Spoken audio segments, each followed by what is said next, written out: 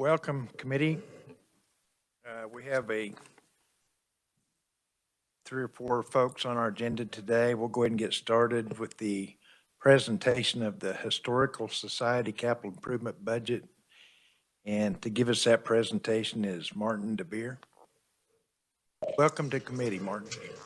Thank you, Chairman, Committee. I'm Martin Boer with Legislative Research. I would like to note that agency's representative, Jenny Chin, is here with us today, as well as Matthew Chappell, if you have any questions at the end of my presentation.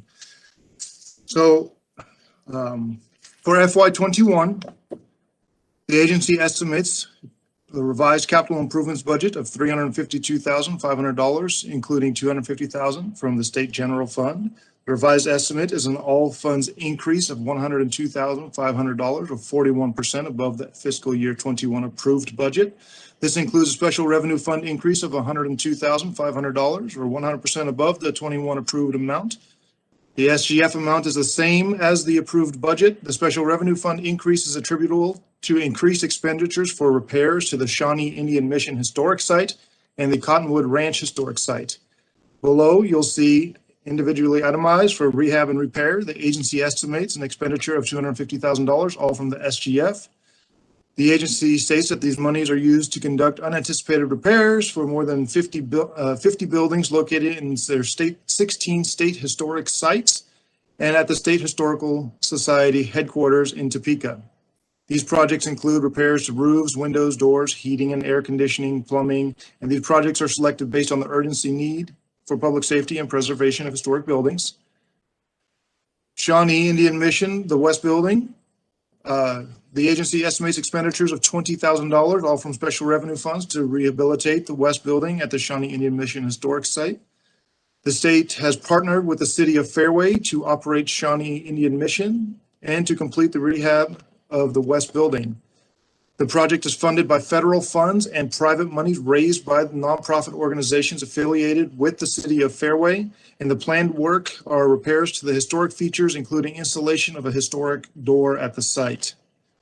For Cottonwood Ranch, the agency estimates expenditures of $82,500, all from special revenue funds, to rehabilitate the Cottonwood Ranch House near Studley, Kansas in Sheridan County.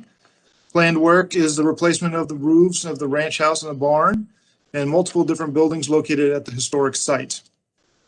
With the governor concurs with the agency's revised FY21 estimate, and I'll stand for questions for fiscal year 21. Questions for 21? Seeing none, go ahead, Martin. Thank you. At the bottom of the page, for fiscal year 2022, the agency requests expenditures of $935,000, including $900,000 from the SGF. This is an all funds increase of $582,500, or 165.2% above the 21 revised capital improvements estimate. The request includes an SGF increase of $650,000, or 260%, and a special revenue funds decrease of $67,500, or 65.9% from the 21 revised estimate. The State General Fund increase is attributable to the agency's enhancement request to renovate the entrance to the Kansas Museum of History. Special revenue fund decreases attributable to planned completion of previous work at the Shawnee Indian Mission State Historic Site and the Cottonwood Ranch Historic Site. For rehab and repair, the agency requested $250,000, all from the State General Fund. The agency states that these monies are used, again, for the more than 50 buildings located at all 16 sites, and the projects include roof repairs, windows, doors, heating, air conditioning, plumbing, and again are selected based on the urgency in public safety and preservation of the historic buildings. For the Kansas Museum of History, the agency requests $650,000, all from the State General Fund, to renovate the entrance and lobby of the Kansas Museum of History. This request is part of a planned comprehensive renovation of the Kansas Museum of History. According to the agency, the museum gallery has not changed since the museum opened in 1984. The agency's goals are to update the permanent exhibits to make them more interactive and immersive, with an emphasis on moments in Kansas history when Kansas made a significant impact on American history. Additionally, the agency indicates that new exhibits are needed to meet current audience needs and to ensure the museum generates appropriate revenue for its continued operation. As part of the renovation project, the agency is requesting funding to renovate the entrance of the lobby. According to the agency, private donors are willing to fund the new exhibits, but the donors would like the state to commit. They would like a state commitment to the renovation of the building. The request is approximately 10% of the total cost of the renovations and to update the museum. And the agency indicates this would be a one-time expense, and the following is bulleted below. I will jump down to the Constitution Hall. The agency requests $35,000, all from special revenue funds, to rehabilitate the Constitution Hall located in Lecompton, Kansas. The planned work is to include exterior painting and repairs, as well as interior plaster repairs.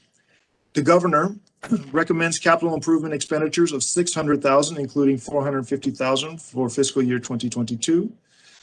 This is an all funds decrease of $335,000 or 35.8%, and a SGF decrease of $450,000 or 50% below the agency's 2022 request. Both the all funds decrease and the SGF decrease are due to the governor partially recommending the agency's enhancement request to repair the Museum of History. The all funds decrease is partially offset by the governor recommending $115,000, all from special revenue funds, to repair flooding damage to the agency's headquarters. I would like to note that $115,000 would be coming out of the Educational Building Fund, which is a no-limit fund located in the Board of Regents. And in order for that money to be to go to the agency, it would require a transfer out of the Board of Regents into the State Historical Society. And with that, I'll stand for questions on FY 2022. Thank you, Martin. Committee, any questions? Senator Hawk. Thank you, Mr. Chairman. Martin, I may have my numbers wrong in my head. It seemed like when we had this presentation in Senate Budget Subcommittee this week, the governor had paid in $200,000 into the budget, and the agency had raised $450 or so to do the repairs to the floor and the concrete outside and so on. Did I get that wrong this week, or am I in the wrong place on this sheet? I believe you are correct. I am looking for the budget analysis here. Give me 1 second. Real estate commission. It looks like in 21 and 22, the governor had put 250 in both. In 21 and 22. Oh, actually, I'm looking at 22, governor's rec of 200,000. I see that. I just wanted to commend the agency for their fundraising, both in the renovation of the total renovations they're trying to do, but especially in this short-term one and what we're up against. So, thank you, Mr. Chairman. Senator Francisco. Thank you, Mr. Chair. So can you just repeat again the comments you made about funding being moved from the Kansas Board of Regents? Yes, ma'am. Yes. So the funding of the $115,000 was recommended in the budget to come out of the Educational Building Fund. And that is a education building fund. That is a no limit fund that has been moved under the control of the Board of Regents. And due to that fact, the money would require a transfer out of the fund from the Board of Regents into the State Historical Society. So it would be coming out of their budget, the Board of Regents budget, into the State Historical Society. Thank you. Mr. Chairman, if I could just clarify something really. Go ahead, Merle. So the state, the Educational Building Fund, it is reflected in the budget of the Board of Regents, though there's other agencies that draw from that Educational Building Fund. So a transfer like this would not be particularly unique. It does happen. Thank you, Mr. Chair. We haven't seen much of that happen since it had not been under the control of the Board of Regents.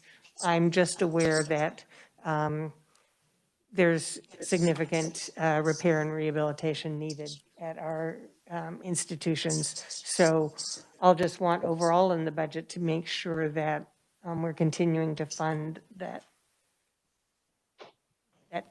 same amount or more for the regents themselves. Martin, I just want to reiterate, the Kansas Museum of History was built in 1984 and has not ever been renovated. Is that what you stated? That is correct. Okay, committee, any other questions? Seeing none, we're going to go ahead and approve each budget with a motion at the end of the presentation. Would someone like to make a motion? Senator Hawk. I move that we approve the budget as submitted for capital improvement for the Kansas Historical Society. Seconded by Senator Francisco. Any more discussion? All in favor, say aye. Opposed, no. The ayes have it. Motion carries. Okay, Martin, if you want to proceed with the presentation of the Commission on Veterans Affairs, please. Yes, thank you, Chairman. And again, I would like to note that the director and the agency are online to answer any potential questions the committee may have. On fiscal year 2021, the agency estimates a revised capital improvements expenditures of 3.6. I don't know if you were watching my first one. I just blew my eyes because we kept talking about 600. That's why they were confused. Yes. All right, I will continue. The agency estimates revised capital improvement expenditures of 3.6 million, including $80,884 from the SGF for fiscal year 21. This is an all funds increase of 2.3 million, or 173.9% above the fiscal year 21 approved amount. The state general fund total is the same as the approved by the 2020 legislature. The all funds increase is primarily attributable to the agency reappropriating funding from the State Institutional Buildings Fund and a transfer from the Veterans Benefit Lottery Game Fund and additional federal grants. The FY21 projects are listed below. So for the Veterans Home, there's a revised estimate total of $996,992, all from the State Institutions Building Fund. This is for rehabilitation and repairs and other projects at the Kansas Veterans Homes. These projects include emergency repairs, maintenance, and a key replacement system. For the Soldiers Home, the revised estimate totals $2.3 million, including $1.7 million from the State Institutions Building Fund for rehabilitation repairs and other projects at the Kansas Soldiers Home. Projects include emergency repairs and maintenance as needed, demolition of structures that have reached the end of their useful life, renovations to the kitchen at Halsey Hall, and electrical work at the Lincoln Hall. For the Kansas Veteran Cemeteries, the revised estimate totals $314,104, including $80,884 from the SGF. This is for rehabilitation repair projects at the 4 state cemeteries. These projects include emergency repairs, maintenance as needed, repair to concrete roads in Winfield, and hailstorm damage in Waukene. And the governor, on the following page on the back, the governor concurs with the agency's FY21 revised capital improvements estimate. And I'll stand for questions on 21. Questions on 2021? I think you, Senator Hawk.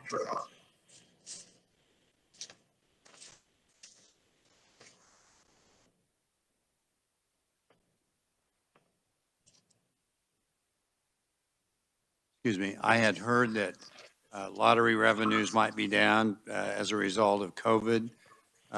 Is that a potential problem in terms of having that amount of money transferred?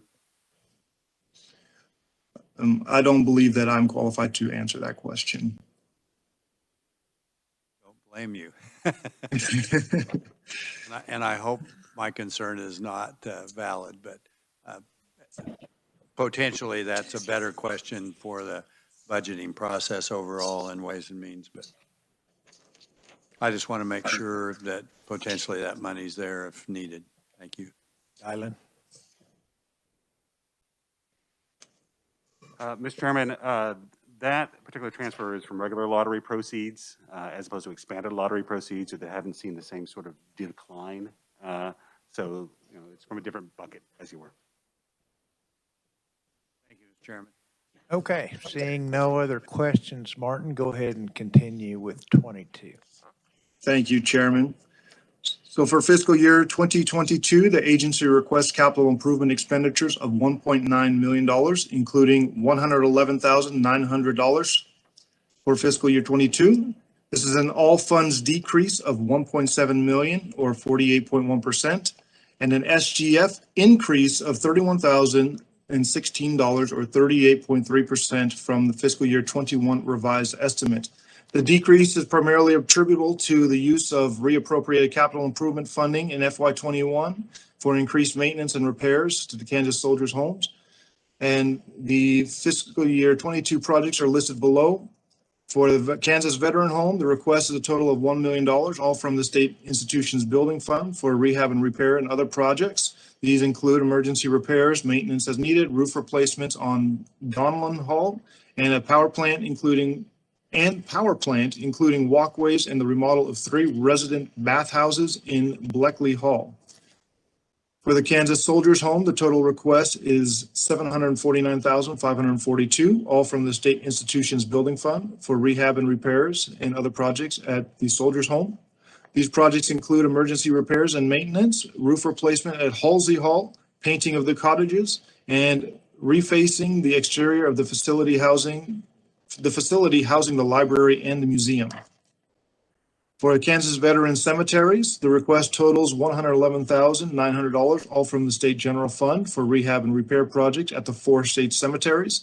The projects include repair of concrete roads at the Kansas Veteran Cemetery at Fort Riley, installation of a sidewalk in Garden B at Fort Dodge, and the installation of soffit and fascia on the committal shelter at Fort Dodge. The governor concurs with the agency's FY 2022 capital improvement request, and I'll stand for questions. Okay, thank you, Martin. Any questions, committee? Senator Hawk? Just a quick question, Martin. Is that kitchen project renovation completed at Halsey Hall at the Soldiers' Home? If not, do we know if it's going to be completed in this budget year?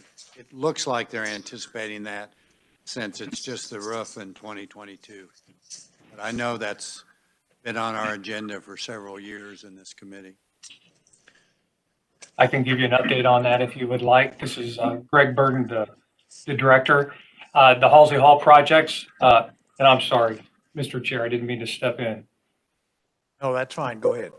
I just wanted to answer his question that the Halsey Hall kitchen project started a couple of months ago, anticipating as of yesterday, the last I heard, looking towards the end of March. We know how these projects go.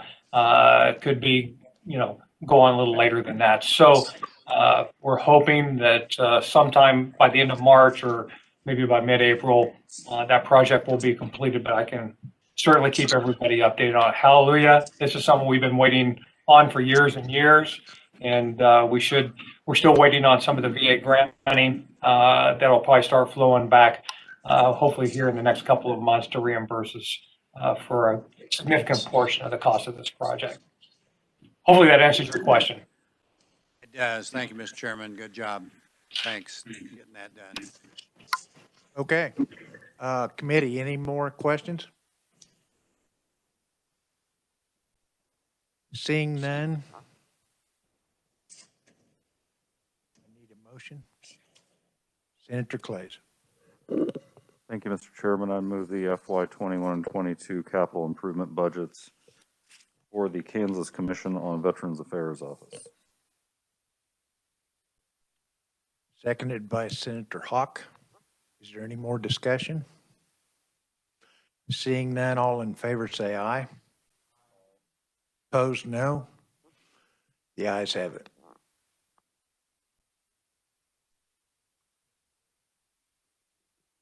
Okay, next we have a presentation from the Department of Commerce. Here to give that is Dylan Deere.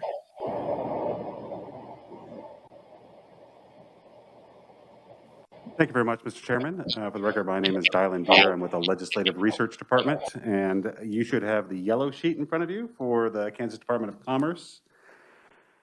If you look at FY 2021, the agency is requesting a revised estimate of $225,000. It's about a decrease of $100,000 or 30.8%.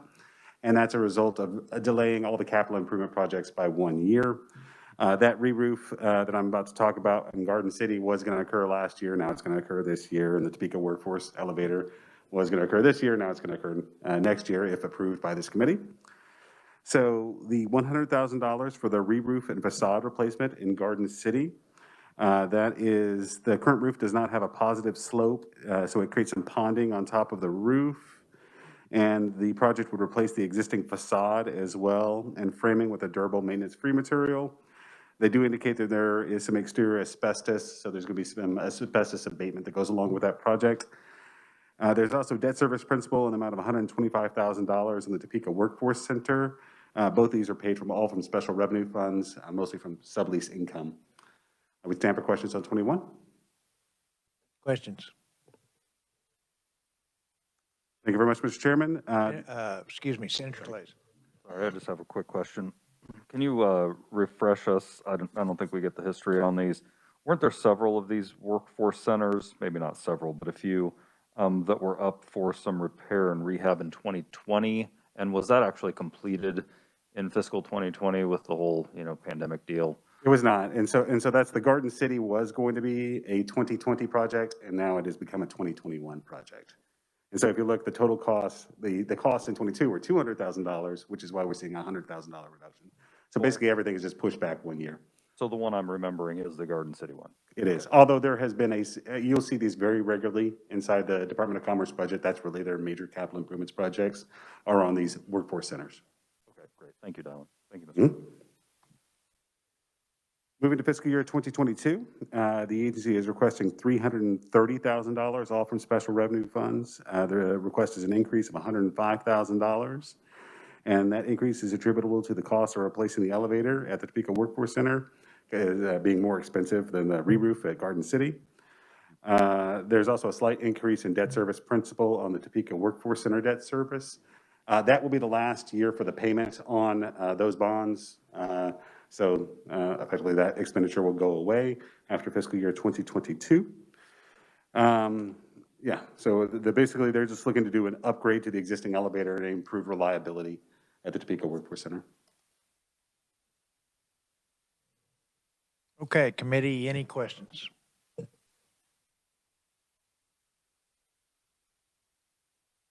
Seeing none, Chair recognizes Senator Clay. Thank you, Mr. Chairman. I would move the approval of the capital improvement budget for the Kansas Department of Commerce for FY 21 and 22. Seconded by Senator Francisco. Any more discussion? All in favor say aye. Opposed, no. Motion carries. Thank you very much, Mr. Chairman. Thank you. Next presentation will be from the School for the Blind, and Norma Volkmer will be presenting. Welcome to committee. Thank you, Mr. Chairman. And can everyone hear me okay? Yes. All right, and this is Norma Volkmer from Legislative Research. You should have a blue sheet in front of you for the Kansas State School for the Blind. For fiscal year 2021, the agency estimates a revised capital improvements budget of about $940,000, all from the state institutions building fund. This is a decrease of about $6,000 or 0.6% below the amount approved. And that's just due to the agency requesting the deletion of funding that was reappropriated from fiscal year 2020 to fiscal year 2021. There are three major categories of capital improvements in the State School for the Blind, and that is safety and security systems, campus boilers and HVAC, and rehabilitation and repair. And I'll note at the bottom of the first page, the governor does recommend a capital improvements budget of about 1.0 million, all from special revenue funds for fiscal year 2021. This is an increase of about 108,000 or 11.5%. This is wholly attributable to the awarding of coronavirus relief funds to the School for the Blind for HVAC plasma ionization devices to limit the spread of COVID-19 in the campus. And I will pause there for questions on fiscal year 2021. Questions? Senator Clays. Thank you, Mr. Chairman. This isn't the first time we've seen some of these and they've been moved forward. Has the pricing changed on any of those? Do they rebid them, or if they're delayed like this into another fiscal year, do we get new numbers, or are they just using the same ones as previously? Mr. Chairman, members of the committee, are you referring to the three different, the safety and security, the campus boilers and HVAC, and the rehabilitation and repair? Yeah, and I don't have the history on them in front of me, but I've seen these before. I know we did a theater remodel on one of them and some other things. When they are moved over to the next year, are we getting rebids, or are we just going off of the old ones?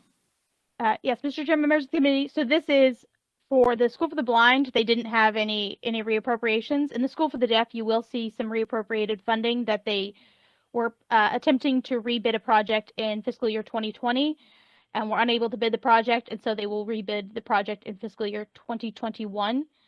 So you'll see that in the School for the Deaf. These are the major programs that you'll see in their 5-year capital improvement plan every year. And you see some fluctuation from year to year, depending on what the project covered is.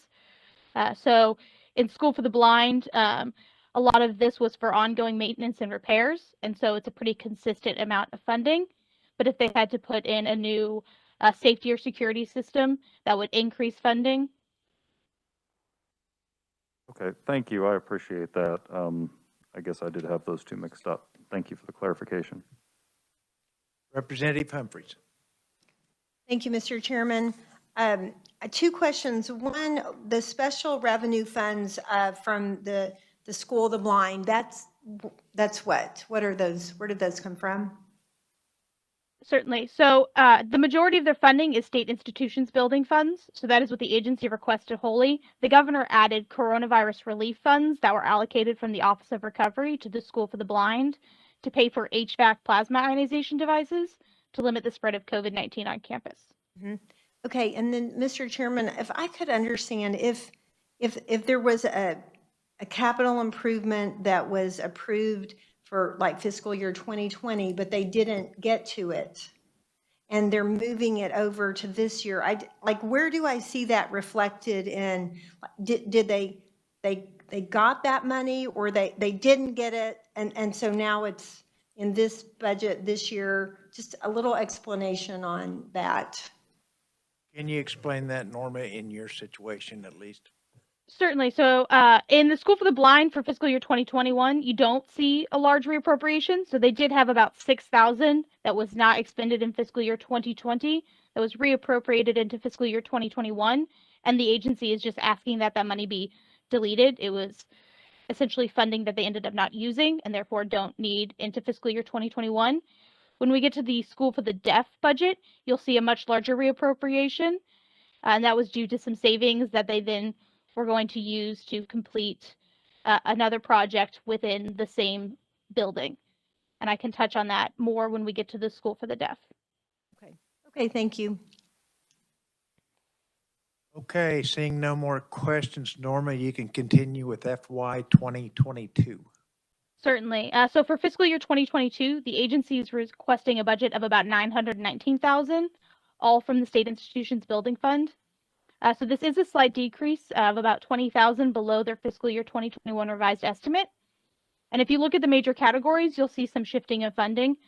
So under the safety and security systems, you see a decrease of about $143,000 below the revised estimate. And that decrease is attributable to the completion of several upgrades. And so they shifted those costs only to maintenance and equipment costs. So they were able to decrease the funding for that project. However, there's an increase in the campus boilers and HVAC due to some planned HVAC replacement, as well as the replacing of the back gate and adding perimeter fencing under the rehabilitation and repair. And then the governor does concur with the agency's revised or request for fiscal year 2022. Okay, pretty detailed report. Thank you, Norma. Any questions, committee? Seeing none. Senator Clays. Thank you, Mr. Chairman. I move the approval of the capital improvements budget for the Kansas State School for the Blind for FY 21 and 22. Seconded by Senator Hawk. Any more discussion? All in favor of the motion, say aye. Opposed, no. Motion carries. Thank you, Norma. Presentation from the School of Deaf. Norma, you have the floor once again. All right, thank you, Mr. Chairman, and you should have in front of you now a buff piece of paper, School for the Deaf. So as I noted during the School for the Blind, there was a larger reappropriation in the School for the Deaf. So the agency is requesting a revised estimate for fiscal year 2021 of $1.4 million, all from the State Institutions Building Fund. This is a slight decrease, so the approved amount essentially fluctuates with the reappropriation. So there's a decrease of about $9,000 below the amount approved by the 2020 legislature. And that's because of the $169,000 that was reappropriated from fiscal year 2020 to fiscal year 2021. The agency is requesting the deletion of about $9,000, and the remainder, the $154,000 or so, be reappropriated so that they can bid a project for an ADA theater communication system in the Roth building. So the majority of that funding is attributable to some savings during the Roth building HVAC renovation that the agency planned to expend in fiscal year 2020 for the theater communication system in the Roth building. And then the agency was unable to submit the project for bidding due to COVID-19 and is asking that money be reappropriated so that they may expend it in fiscal year 2021 to complete the project. And then again, you see the same three major categories of capital improvements as the School for the Blind, so safety and security systems, campus boilers and HVAC upgrades, and rehabilitation and repair.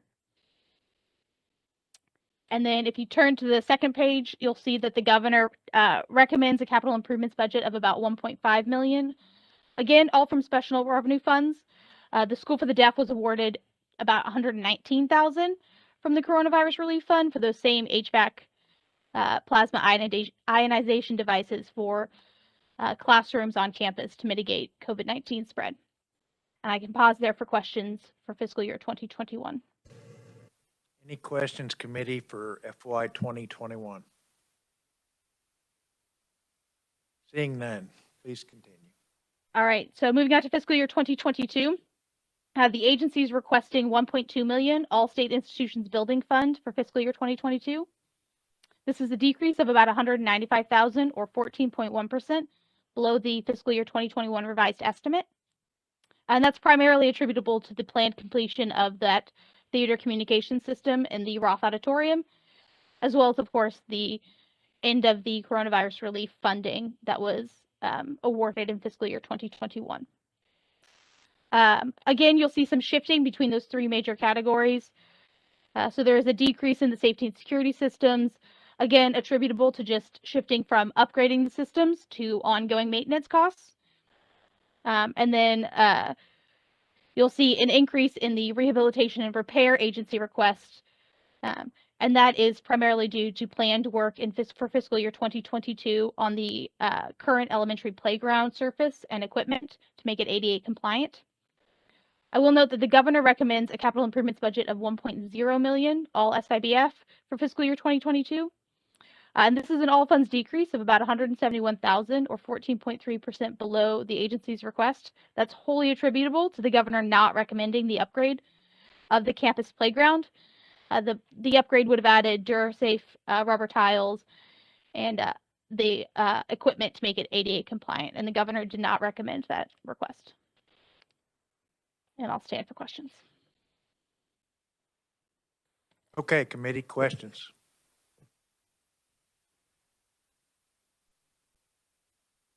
Senator Francisco. Thank you, Mr. Chair. Not a question, but a comment. I was very pleased to go to the dedication of a new ADA compliant playground in Lawrence, and was very pleased that the school used fund and added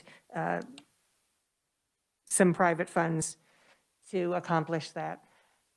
I question why we would not make these schools that the state has a responsibility for ADA compliance. So I guess I'll go ahead and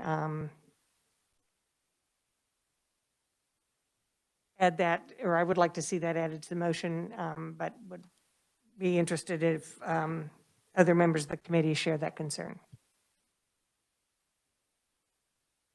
Senator Clays. Thank you, Mr. Chairman, sharing the concern, but at the same time, $171,000 playground seems like it's pretty expensive. I don't know how many people's houses cost $171,000. And maybe it's something that can be reviewed and we can get some more details on exactly what the ADA portion contains as opposed to some of the other things that are clearly happening inside that $171,000, and revisit that during the budget hearing process.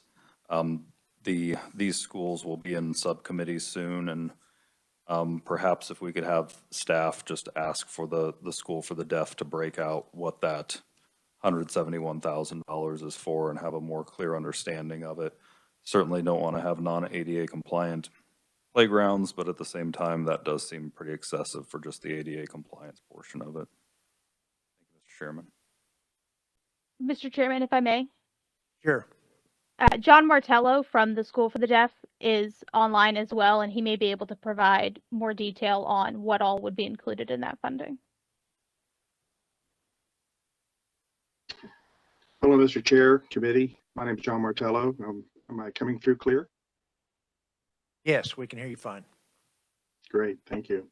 Yes, the bulk of that is the special drainage rubberized flooring for the playground area. It would be the exact same square footage that we have right now.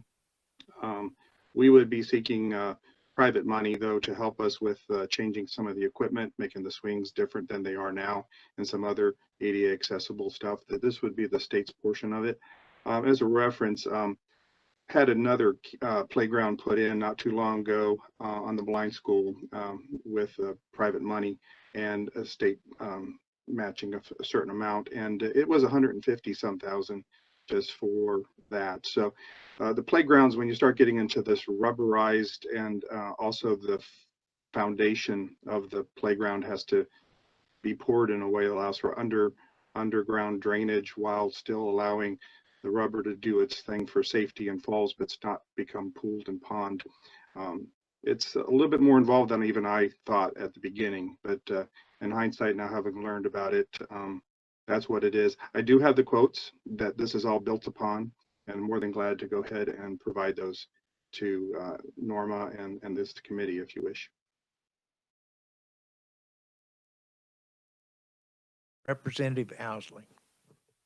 Thank you, Mr. Chair. And I guess, Norma, correct me if I'm wrong, hasn't K-12 budget already heard the School for the Deaf budget this session? Mr. Chairman, Representative Astley, you're correct. House K-12 heard the Kansas State School for the Blind and Kansas State School for the Deaf budgets on Tuesday, and will be providing budget recommendations today. I don't recall this coming up in committee at all. I could have missed it, but I sure don't recall this portion of it. This is John Martello. May I jump in, please? Sure. We did not, the School for the Deaf did not appeal the governor's recommendation of cutting this from the SIBF initial request to capital budget. Reason we did not appeal is that we understood the COVID-19 and the fiscal constraints that the state was under. And so even though it was built into our long-term plan and this was the year we were hoping to achieve it, We intentionally did not appeal it, which is why it was not part of the main budget or as an appeal item in the main budget. It's reflected here as far as the request that was built upon, but as the governor had in her comments, it did not fund it, and nor did we appeal it. Senator Hawk. Thank you, Mr. Chairman. Would it be safe to assume not getting it in 2022, you'll put it in your budget request for 2023? Yes, that is correct. We do need it, but we also understand the global picture of things. So it will be in our next year's budget for consideration for both the governor and the legislature. So thank you, and thank you, Mr. Chairman. I think there'll probably be a lot of things as we come down in the budget, the omnibus, that a lot of us would like, and we just may not have the revenue to do all of those things this year. So I like Senator Clays's idea of maybe considering this later on, but I'd like to see it done, but I'm comfortable waiting another year knowing there are lots of trade-offs and important things to do. Thank you. I would concur also. Committee, any questions? Any more questions? Seeing none, Senator Clays. Thank you, Mr. Chairman. I would move the capital improvement budget for the Kansas State School for the Deaf for FY 21 and 22 as recommended by the governor. Seconded by Representative Owsley. Senator Francisco. Thank you, Mr. Chair. I'm wondering if the maker of the motion and the second would consider adding a note that this committee understood that there was a request for ADA compliant additions or changes for the playground, and that the budget committee might look further into that during their deliberations. I think I would like to specifically mention that if the maker of the motion would be willing. Yeah, knowing now that the subcommittee or that the education committee dealing with the budget is going to make a recommendation today without actually having our recommendation in writing anyway, it sounds like reviewing it in Ways and Means and in Appropriations makes sense, and delivering that via a notation on the budget makes sense. So I would make that a friendly adjustment to my motion. Representative Owsley. I'm also fine with that, and I will make mention of it in the K-12 Budget Committee today as well. Okay, committee, any more discussion on that or anything else? Mr. Chairman, may I just clarify that notation? Yes, Norma, go ahead. So just be a note that the Joint Building Committee recommend that both Senate Ways and Means and House Appropriations consider the addition of the playground funding for fiscal year 2022. That is correct. Thank you. Any more discussion? Seeing none, Senator Clays. I close on my motion. Oh, okay, I'm sorry. We do have a motion and a second. Any more discussion? If not, all in favor say aye. Aye. Opposed, no. Motion carries. Okay, committee, we do have a couple of announcements. Next week, we will not be meeting, but our next meeting will be February 15th. That's on a Monday. At that time, we'll review capital improvement budgets for corrections, Department of Administration, KDOT, DCF, KDADS, and state hospitals. Then the next Monday on February 22nd, we will have an informational presentation from the Department of Administration regarding the docking building. They have set up a tour for anyone on the committee wanting to tour the docking building at 11 o'clock that day. I know many of us have made that tour in past years, recent years, including myself. So they're willing to do that at 11. And then our meeting would start at 12 o'clock that same day after the tour.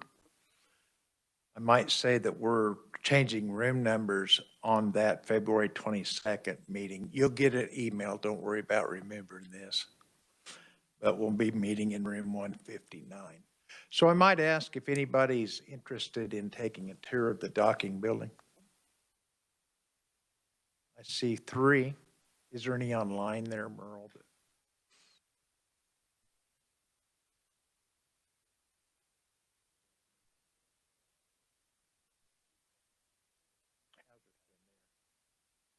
I think.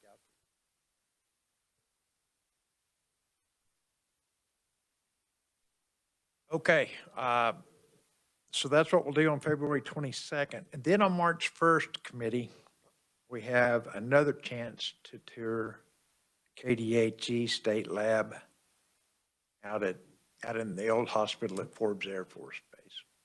And again, I know many of us have been out there before, including myself, but they are willing to give us a tour of that KDHE lab on March 1st, which is also a Monday.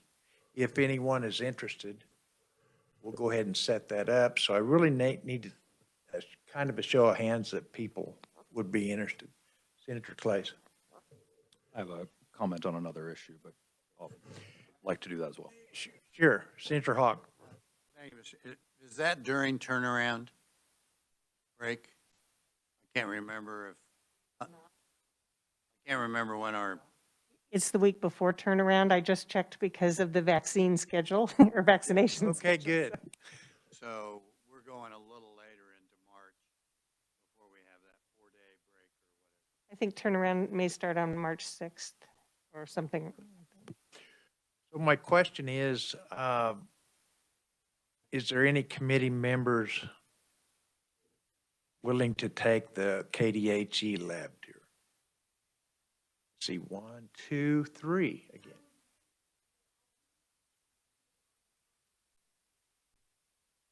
On March 1st?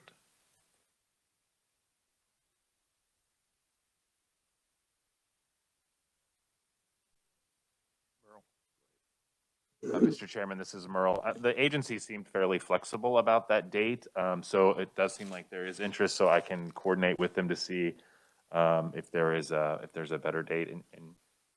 In general, is Mondays a better option or more whatever time is available?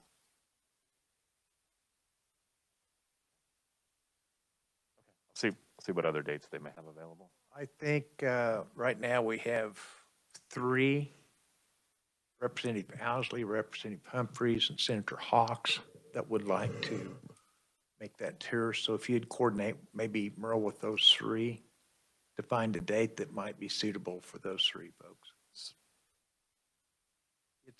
It's a tour worth taking. Like I said, most of us have been out there already. So, Senator Clays. Yeah, on another topic, we ran into it today, and I just want to draw attention to it so that perhaps we can schedule this out next time around in 22 in such a way that it's more impactful. But when we make budget recommendations on capital improvement budgets here, and it happens after subcommittees have met or on the same day or in a timeline as such that they can't review what our recommendations are, the purpose of this committee is sort of nullified in that process.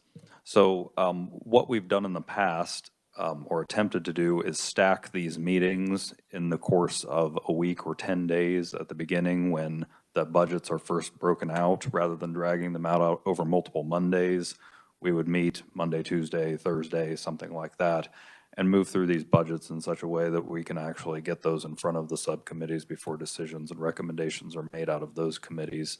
And they can then be done in tandem with not just the capital improvement budget, but the overall budget for those agencies. And then when they're submitted to Ways and Means and Appropriations, those budgets then have all the pieces that can be traced back to this committee, rather than suddenly this committee's recommendation appears one day in Ways and Means with a subcommittee recommendation that never had the influence of this committee's recommendation. So I would just point out that in this process that we're doing right now, it's not as impactful, and I definitely would encourage any committee members who are on this committee next year to request that we have these budgets in such a timely manner that we can review them through the course of maybe a single week or, 10 business days, so that we are getting them in front of those subcommittees and the standing budget committees in the House, instead of throwing them into Ways and Means and Appropriations at the 11th hour. Thank you, Mr. Chairman.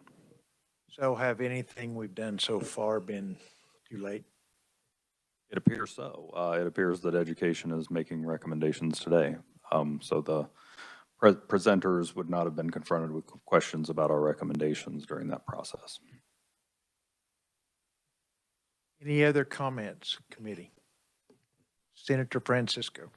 Thank you. I would appreciate that as well, because in this instance, I've just learned that a subcommittee may not get the information if an agency has not appealed a decision. And I think that the legislature also needs to know what the original requests were and what got into and did not get into the budget.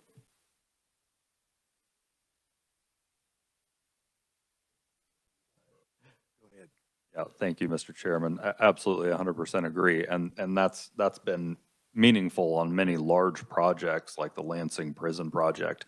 No one in this legislature outside of this committee had the understanding that the original recommendations of the Corrections Department was not to rebuild Lansing. It was, in fact, to build more down in El Dorado at a much lower price.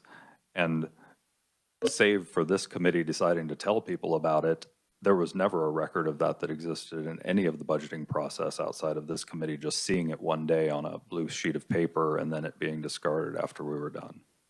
So those kind of things are important to understand where the agencies were at one point and why they might have changed their mind about that and who had the influence on changing that mind and how that process works. So again, just it's difficult for all of us to get together. We're in two separate chambers and we all have our own separate timelines for our meetings, but even if we were to need to meet after 5 o'clock or whatever it is for a week, I think it would be well worth it to be able to study these budgets and get them in front of the subcommittees and the budget committees in the House in a timely manner so that they can review those recommendations. Thank you, Mr. Chairman. Thank you, Senator. We make recommendations and those are no good unless we make them timely, I guess. So any more comments? Representative Humphreys. Sorry. Thank you, Mr. Chairman. Quick question. Did you say which room our meeting is going to be on February 22nd? February 22nd. Go ahead. After Yes, the Mr. tour? Chairman, that'll be back in this room in 582. Oh, okay. For some reason, I thought I heard a different room. Okay, thank you. I'm sorry, just correction. It will not be in this room. We will Okay. change back to 159. 159. Okay, thank you. And everybody will get an email. Yeah. For sure. Sky makes sure of that. Okay, any other comments or questions? Seeing none, we are adjourned.